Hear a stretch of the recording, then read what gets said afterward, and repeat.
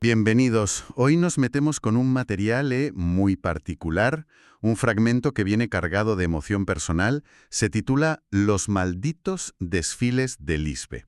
El título, vamos, ya lo dice casi todo. Ciertamente, ese malditos, ya te coloca, ¿no? Te pone en un lugar de memoria intensa, de algo vivido con fuerza. No es una descripción neutra para nada. ¿Qué va? Es una reflexión sobre los desfiles del cole, vamos, de la infancia y adolescencia del autor. Y está teñida de un rechazo profundo. Usa palabras como detesté o dice que era un rito torpe, de mal gusto y para nada entretenido. Es que es clarísimo que es una perspectiva súper subjetiva, muy visceral. Y fíjate qué curioso, ¿no? Cómo esas experiencias de formación, las del cole, te pueden dejar una marca tan duradera. Este texto es un ejemplo clarísimo de cómo un recuerdo que, igual para otros no fue nada, para él se convierte en un símbolo personal muy potente. Totalmente. Así que bueno, nuestra tarea aquí es un poco analizar esta vivencia, intentar entender de dónde viene ese rechazo tan fuerte que expresa, y explorar también el contexto que él mismo menciona, que dice que es clave. Vale, pues vamos a desgranar esto. ¿Por dónde empezamos a tirar del hilo? Quizás por la emoción principal, ¿no? La que lo vertebra todo. Ese detesté. Es que es rotundo. No dice me aburría, dice lo detesté. Es una versión activa. Sí, tal cual, lo pone así, detesté desfilar. Y la descripción que viene después es demoledora. Rito torpe, de mal gusto y para nada entretenido. O sea, no le ve ni media cosa buena. Yo me pregunto qué nos dice esto de la experiencia, más allá de la actividad en sí. Quizás la sensación de obligación o... Eso parece clave, sí. La descripción sugiere una desconexión, pero total. No hay conexión estética, dice de mal gusto, ni práctica, dice torpe, ni de disfrute, para nada entretenido. Es un rechazo absoluto, sin fisuras. Indica una sensación profunda de alienación, de no encontrarle sentido ni valor a algo que se imponía como parte de la vida escolar. A lo mejor sentía que era una pérdida de tiempo o algo, no sé, falso de por sí. Podría ser, claro. Y luego mete a una figura clave en la organización. Dice, teníamos un coordinador parecido a un militar, el chico Ortúzar. La elección de palabras ahí es muy potente, ¿verdad? Parecido a un militar. Potentísima, muy significativa. Esa palabra militar abre todo un campo semántico, ¿sabes? Un montón de ideas asociadas, que van más allá de decir simplemente disciplina. Evoca rigidez, jerarquía súper estricta, obediencia ciega, uniformidad, incluso un punto de deshumanización.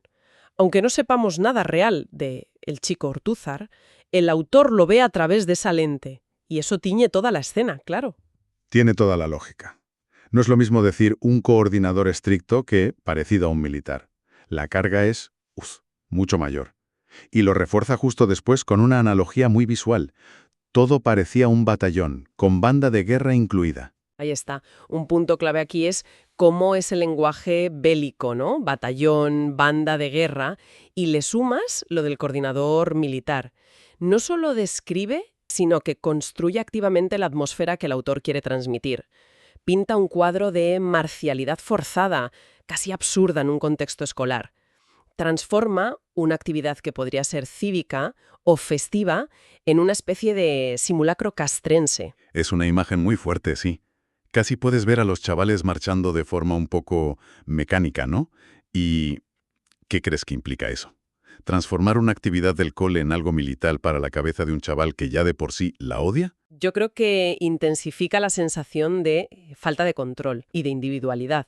Un batallón implica eso, uniformidad, que yo se anule por el grupo, seguir órdenes sin preguntar. Si ya sentía rechazo, esta atmósfera probablemente le hacía sentir todavía más como una pieza anónima en un engranaje sin sentido, ¿sabes? Como si le robaran su identidad o su tiempo para algo que él veía como una farsa. No es solo que no fuera divertido, es que la forma en sí le resultaba opresiva o inadecuada para su edad y su contexto. Y esa sensación, bueno, culmina en una frase que es realmente dura. Y unos tontos al ritmo de un tonto. Uf, es muy directa, ¿eh? Durísima, sí. Refleja un desprecio profundo, no solo hacia la figura que marca el paso, ese un tonto, que a saber quién era, el coordinador, el del tambor, sino que llama la atención que es hacia todo el grupo, unos tontos, y ahí se incluye él mismo, aunque sea mirando hacia atrás. Ostras, eso es interesante, sí. Que se mete él mismo en el saco de unos tontos. No se salva. Correcto. Y eso sugiere una crítica no solo a la autoridad, sino a la propia dinámica de De conformidad, ¿no?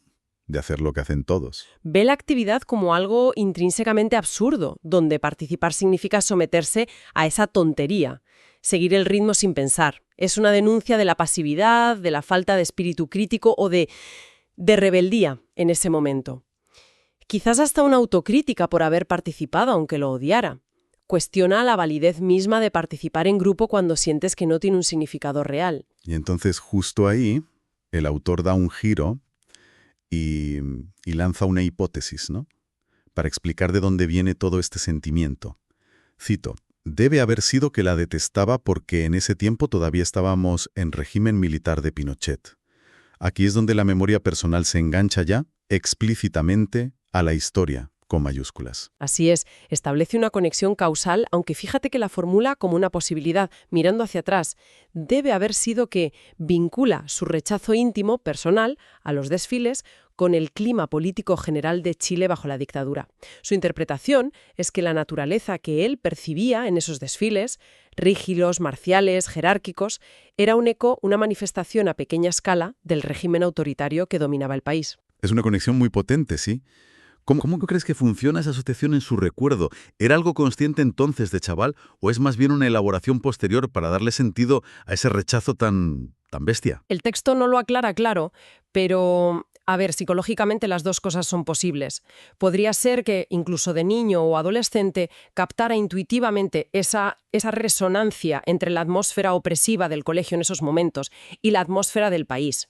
O podría ser que al recordarlo años después, ya con la perspectiva histórica, encontrara en el contexto político la explicación más coherente para un sentimiento tan visceral que quizás entonces no sabía nombrar del todo. Lo importante aquí es entender que esta es su verdad subjetiva, ¿sabes? La forma en que su memoria ha tejido la experiencia personal con el contexto histórico que vivió. Sí, es importante recalcar eso. Estamos analizando la percepción del autor, tal como la cuenta él en el texto. No estamos juzgando si la conexión es objetivamente cierta o no, sino cómo él la vivió y la recuerda. Exactamente. El texto no nos da detalles objetivos sobre los desfiles, ni cómo los veían otros, ni qué objetivos tenían oficialmente.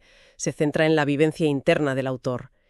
Y desde esa vivencia, si conectamos esto con el panorama general que él describe, pues esa marcialidad forzada, esa obediencia casi militar que él percibía en los desfiles, inevitablemente tenía que resonar de forma muy negativa en el contexto de una dictadura. Para él, los dos fenómenos, el microevento escolar y el macrosistema político, compartían un aire de familia opresivo.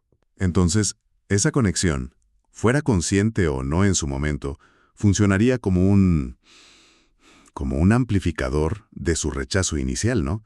No era solo un desfile aburrido, era un desfile que olía a algo más grande y más siniestro. Desde luego. Pudo sentir que participar en esos desfiles era, de alguna manera, participar en una representación a escala de la estructura de poder que temía o rechazaba a nivel social, o, más simple, que el estilo marcial le resultaba intrínsecamente desagradable y la asociación con el régimen era, inevitable y constante y contaminaba toda la experiencia. Es fascinante cómo un evento aparentemente menor puede cargarse de tanto significado político y personal. Y lo que añade una capa final de complejidad o quizá de resignación es la observación con la que cierra el fragmento que tenemos. Dice, en fin, se fue el dictador y siguen hasta el día de hoy los susodichos desfiles. ¿Jolín? Ese punto es muy revelador, sí. Apunta a la inercia de ciertas prácticas institucionales. Señala cómo rituales o tradiciones, en este caso escolares, pueden perdurar mucho más allá de los contextos históricos que pudieron haberlos inspirado o, como en la percepción del autor, con los que estaban íntimamente ligados. Es como si dijera, luchamos o esperamos para que se fuera el dictador, cambió el sistema político, pero esto, que para mí era un símbolo de aquello, sigue intacto. Debe generar una sensación de frustración, de absurdo quizás. Probablemente una mezcla de las dos cosas. Desde su perspectiva, claro. Si él vinculaba tan fuertemente los desfiles con la dictadura, que sigan ahí después del fin de esta puede resultar desconcertante, incluso irritante. Podría interpretarlo como una señal de que ciertas mentalidades o hábitos asociados a esa época no han desaparecido del todo, o simplemente como una muestra de la inercia cultural, de cómo las instituciones a veces perpetúan prácticas por costumbre sin revisarlas críticamente.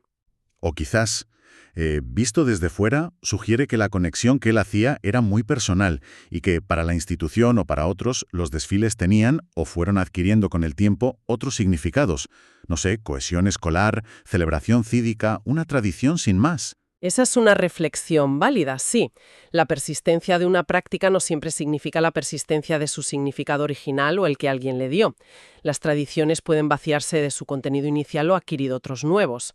Sin embargo, para la memoria individual del autor, parece que la carga original sigue siendo la dominante, y la continuidad del rito le resulta una especie de recordatorio incómodo, o una prueba de que el cambio no fue tan profundo como esperaban todos los niveles. Esto plantea una pregunta interesante sobre qué memorias y significados se preservan institucionalmente y cuáles son puramente individuales, ¿no?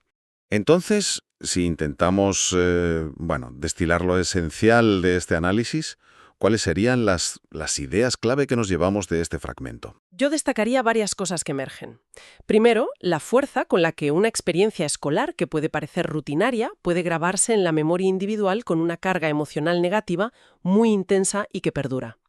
Segundo, el poder del lenguaje y la metáfora, aquí la militar, para construir y comunicar una percepción subjetiva muy potente de la realidad, transformando un evento escolar en un símbolo de opresión.